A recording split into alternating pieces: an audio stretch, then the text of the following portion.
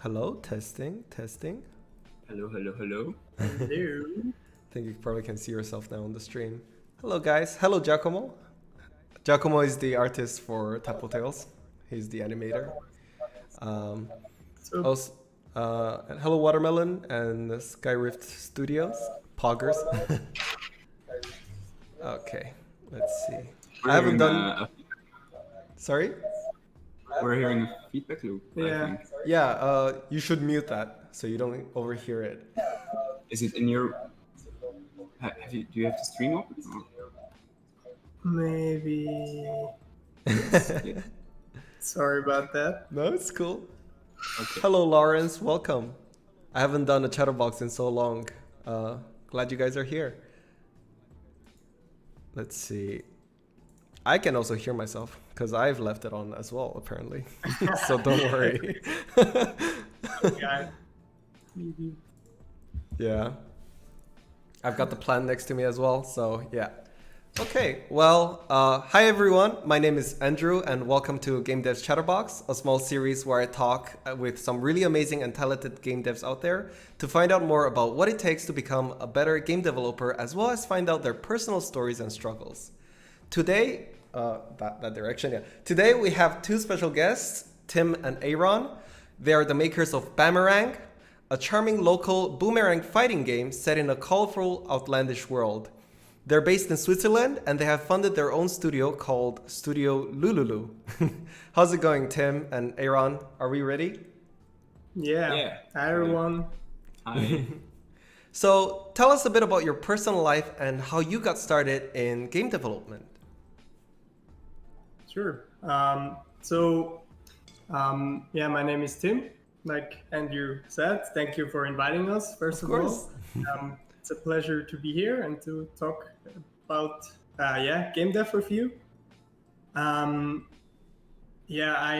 my hobbies and my spare time, I like music a lot. I went to a lot of concerts before, the whole situation happened with the pandemic. Oh no, yeah. Exactly. And the passion that brought me into game dev was drawing. So since I was very small, I like to draw a lot. I started with drawing monsters, and I still do that to this day. And yeah, I went to the pre-course in the art school, and then I had to decide if I wanted to pursue animation or game design, and went down the game design route. And I'm really happy with it. I see. That's great. And what about you, Aaron? So my name is Aaron, as you said. Yeah. My road to game dev was probably that I was really split up when I was younger, like in my interest in like computer science or art, and I kind of didn't know what kind of path to pursue. For a long time, I thought I'd just study computer science because I did draw quite a bit when I was younger, but I guess not that much like him. And then I also decided to do the preparatory course at the art school, which I really liked, and thought I would rather go down a more creative or visual road than just pure computer science. And then after that course, I got to know about the game design studies in Zurich at the art school, and it was clear to me that this was something I would love to do, to combine the technical topics and also the creative visual aspects that I'm now also really happy with this combination. Yeah, that's wonderful. I think games usually it's I feel like it's almost, in a way, it can be considered the ultimate frontier of creative expression, because you got so many things combined together, not only the technical and the creative side, but even with creativity you have like sounds, you have music composition, you have visuals and like graphic design, and all of these things combined together, and then there's one more extra thing, whereas the play, the ability to play and to be part of the experience. I think, yeah, I think I understand what you mean. I feel the same with that. In a way, it was also just having not to choose one of the topics, and I think that's for many game devs, they value it so much that they can fiddle around in different areas, and You get to wear many hats. Have a broad skill set and Exactly. not having to specialize, especially if you do a game in a small team or by yourself. Yeah, you have to be very versatile in a way, right? Yeah, as an indie dev. For sure. Right. For sure. So you said that you guys studied in Switzerland, studied game design in Switzerland in the University of Arts. So what is the game dev scene like in Switzerland? Can you talk a bit about that? Small but growing. It's quite amazing that in like the last, let's say, 10 years, there was a real steady growth of small studios that are popping up and are slowly trying to grow, but we're still not at the level that there are many studios that manage to have, let's say, properly sized team to make somewhat of a big indie title. I think the most studios are around 5 or 6 people, probably. Oh, wow. Yeah, that's still pretty small, I think. Yeah, super small. And I think the biggest or the game that makes the most revenue from Switzerland is actually the farming simulator. Oh, great game. That's kind of a cliche maybe for Switzerland. maybe a little bit, but why is it cliche? I don't know, because of farmers and machines, I think. Oh, right, I see. Yeah, like the precision machines. The technical aspect and just, I don't know, farmers and cows. And I guess most people in our kind of realm of the art school, it's kind of embarrassing when we get asked like what's the most successful title from Switzerland. But then again, I think most people are also kind of proud for it. I mean, it's amazing what they have done, what they've managed to do. Definitely, yeah. But those big studios here are really the exceptions. But yeah, it's also really nice to have a small community because you get to know everyone, and it feels more personal, I'm guessing, as well. And you help each other out. And like actually right now we're sitting in the Swiss Game Hub. Nice. They started this like a year ago, and it's kind of an incubator space for young game devs like ourselves.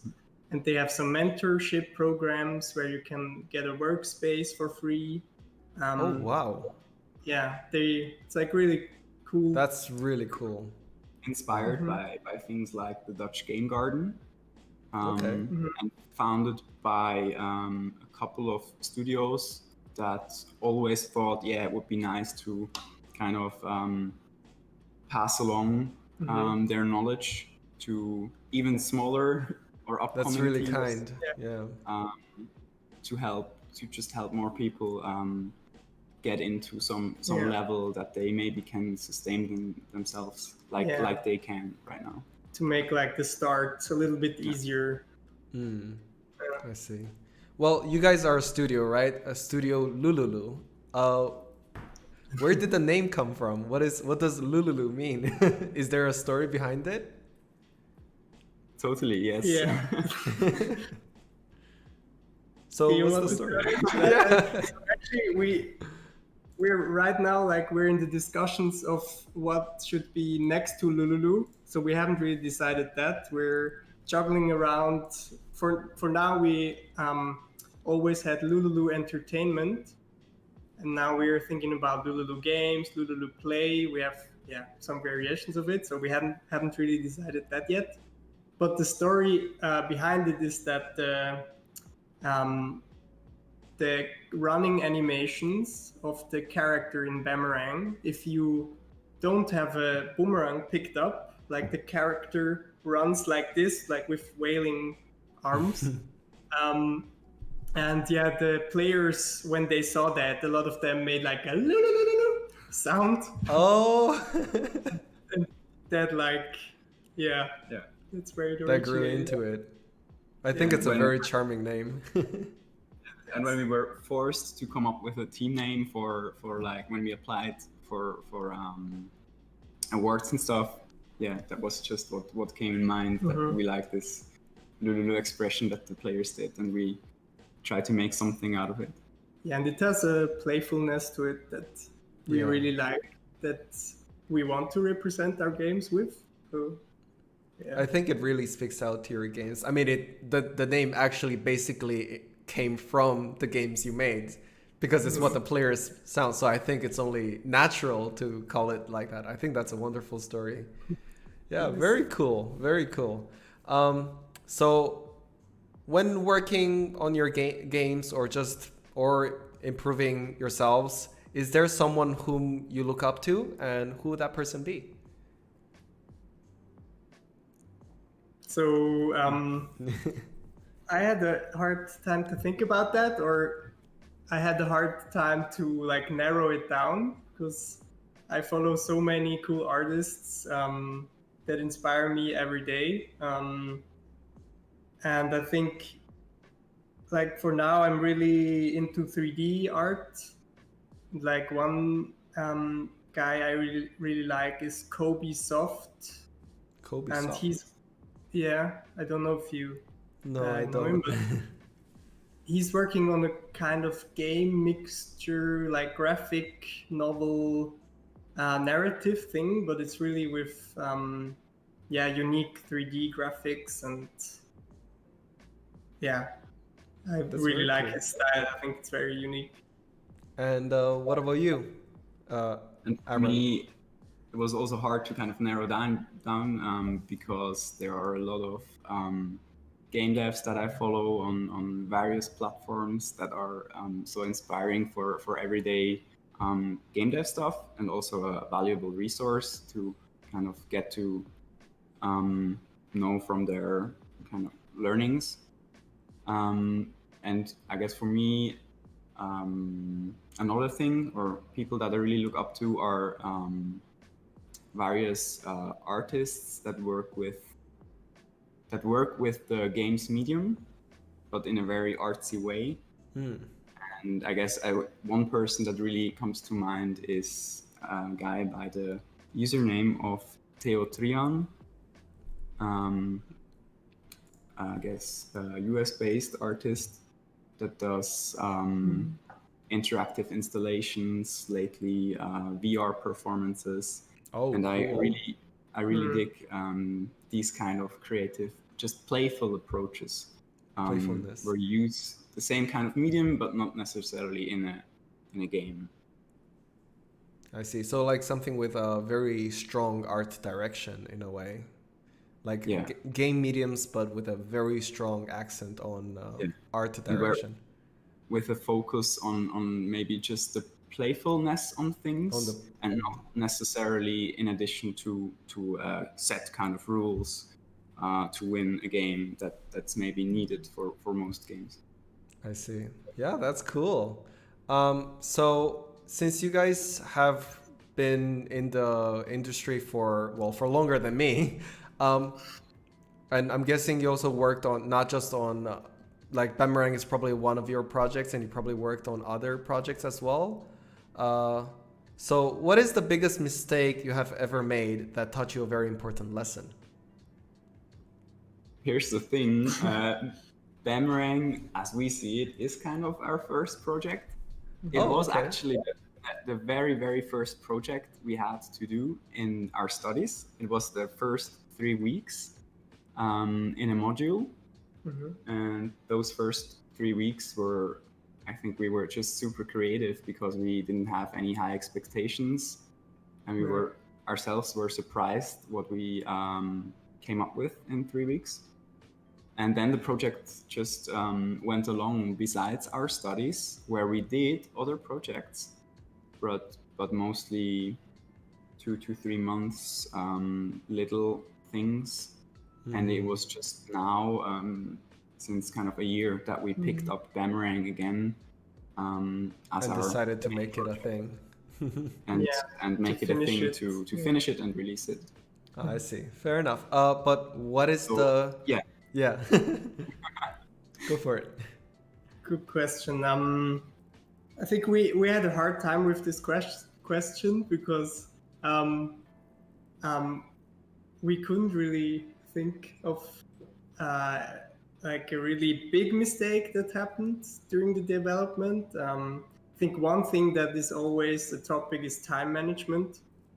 Like that's something like in my perspective, we were still kind of bad or pretty bad in. And with every other task, it's just super hard. Yeah. And you hear all the time like, don't think it's easy, and you think like, yeah, I know it's not easy. Yeah, and then you do it, and you think, oh my god, it's not easy. It's way harder. It's way harder. Yeah. Or I it just totally takes agree. Yeah. Okay, so sorry, 1 second. I lost track. That's okay. Is there a habit you think that contributed to your success so far? We think, or I Time think, management? yeah, exactly. Our best trait. Actually, kind of.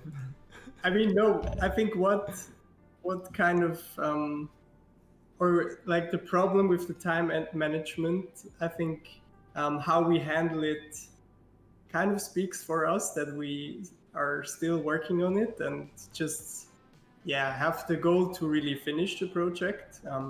Right. Like this dedication, I think, helps us. Dedication.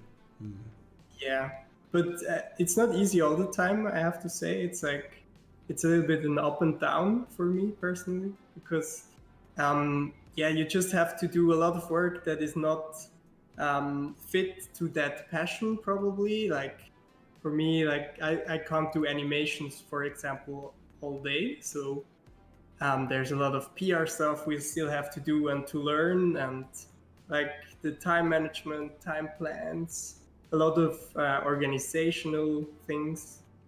Well, games is like a marathon, right? So yeah, it's always going to be spikes up and down. It's never like something constant because it's so the duration is long.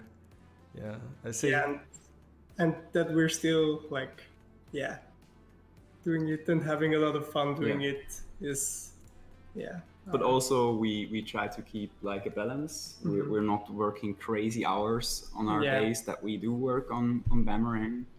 I guess just moderately. And that maybe helps to just keep at it and keep it going. Not to burn yourself out. Definitely. Yeah. Burnout is a real thing, and it's a real deal. So you have to take care of your health and your mental stability, as well as your physical health on check. Because it's just like any other work, whether you're doing it alone or you're doing with a group of people. Yeah, that's like the danger of all these passion professions. Yeah. That you really just go into them head first and lose yourself into the work. Yeah. I think I tend to go to do that as well, and I try my best to like pull myself back. Always have like a reality check from time to time is good. Yeah.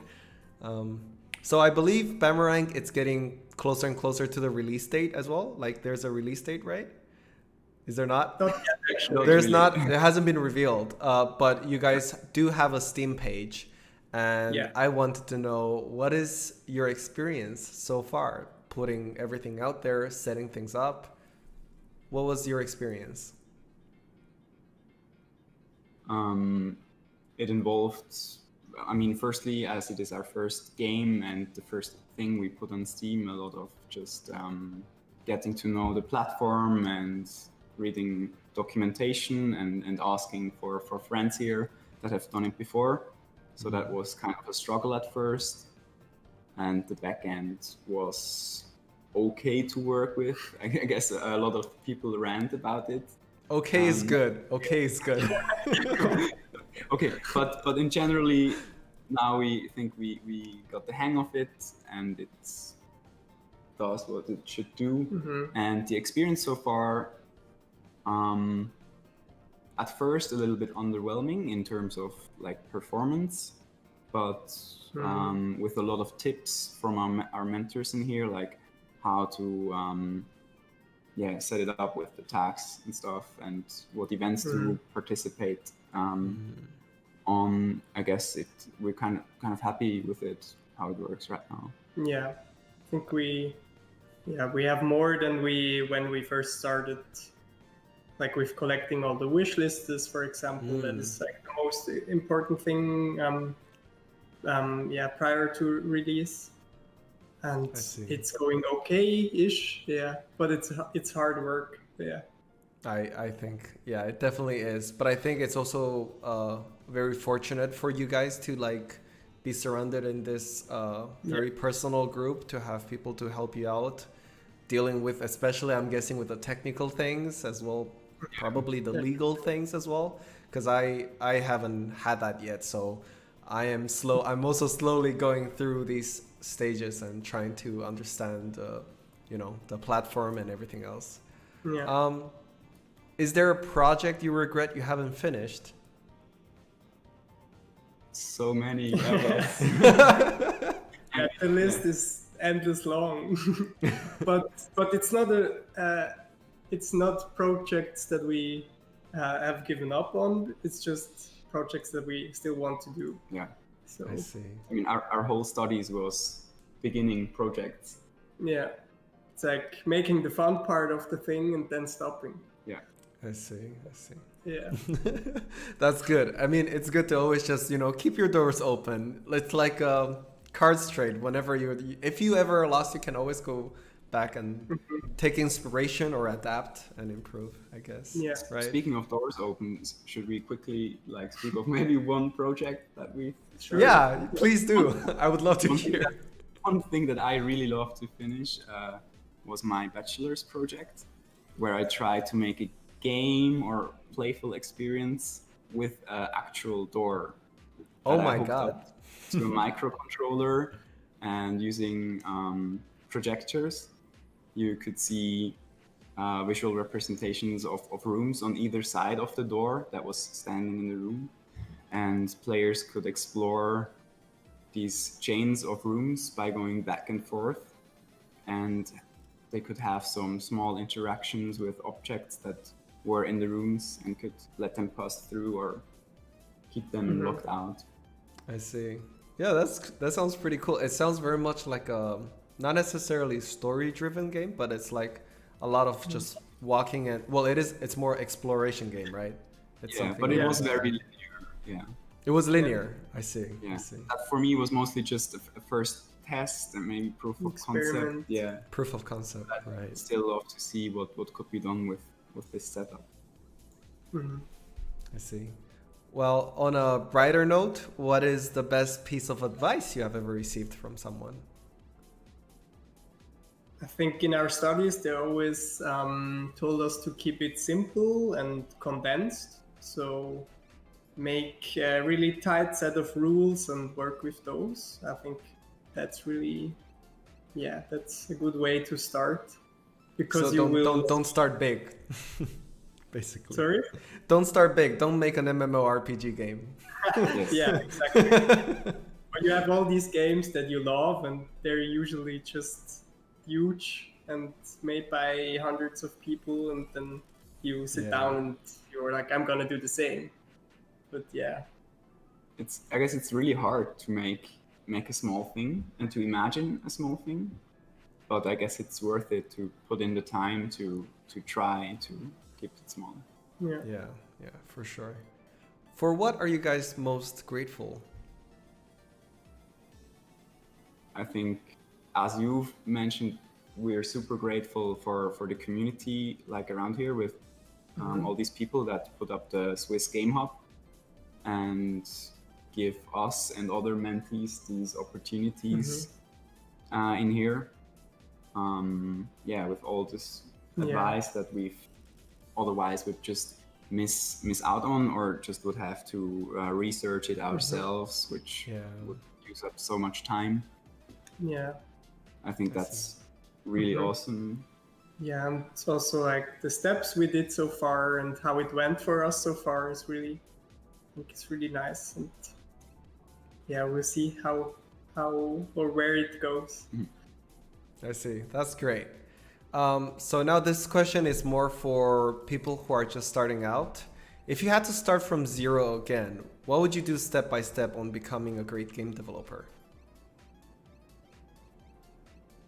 Time management. Step by step with time management. Yeah, exactly. Though, I guess that's something you would just try to consider earlier on. Yeah, get if a you had to feel imagine. Exactly. Get a feel for every step. Get a feel for how much time it takes to do. And again with the start small and build upon. Make concepts that you can layer, so that you can strip it down easy if the time runs out. And when I try to give advice to someone who wants to get into game dev, I think it's mostly search online. There's a crazy amount of knowledge that's shared by wonderful people.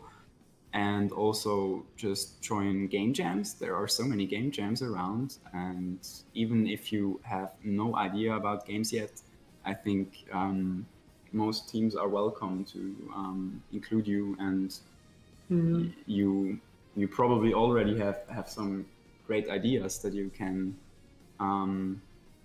bring to the table and learn a lot about making games in the process. Yeah. That's very nice. I think to me, like, I'm very grateful for being able to search all of these things online, and like, if there was no, I don't know, if the online community wasn't so helpful, I probably wouldn't be where I've been today, right? To me, at least personally, and especially one of the teams who recently left, I'm sure you know as well, Brackies as well. They recently left the YouTube scene, which is very sad, but also very exciting because they're going on their next step and in a new chapter. But yeah, I'm very grateful for the community and the amount of free content they're pumping out, and it's just people literally sharing abilities so we can all create games together, which I think is wonderful. Well, thank you so much for giving us such valuable insight and also spending your valuable time with us on this podcast. Please tell us how we can connect with you, and is there any last piece of advice or guidance you'd like to give to all the game devs out there? Well, first, thank you for having us again. Of course, yeah. As for the advice, not really. I think we've said it all. Yeah. Just the usual things of keeping it small. And look out for yourself, for your mental health, and I see. And how can we connect with you? We a wish list is very much appreciated for our game Bamerang team. And most active we are on Twitter at Bamerang Game. Yeah, that's where you find us, and also in our Discord community. Yeah. Oh, you have a Discord community as well? Yeah, we have a Discord. Okay, let me know where it is. Like, send it to me later on so I can put it on the link of the description, because I've only... So guys, their game is link in the description, and I think also our mod Giacomo also posted them in the chat. I'm sure you guys are aware. Thank you. So go follow them, go check their game out. Bamerang is soon to be announced. It looks super fun. It's basically a fighting game, and you just have boomerangs and you're throwing at each other. So I think it's gonna be a great couch party game type of thing, right? To play with friends. Like if I'm gonna get it, I'm definitely gonna open Parsec and I'm gonna play with my friends via Parsec. Nice. Awesome. For sure. So now I guess it's the Q&A time. So guys, if you have any questions or anything, shoot them now. I have a question for you guys, actually. So I have an extra question. Nice. What is your favorite games? What is your favorite game? Each one of you. Yeah. A game that you really love. It can be something you're inspired. It can be something you play constantly. Or it can just be a game that you look up to very much.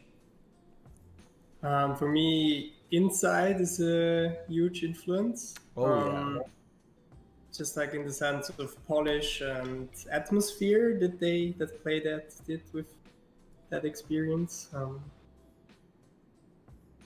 I think the like the director was like a film producer or something who made the game, and also they didn't use any code. They used visual scripting language, Playmaker, to make the whole game. So there was no programmer involved in the game. For Inside. Yeah, no programming.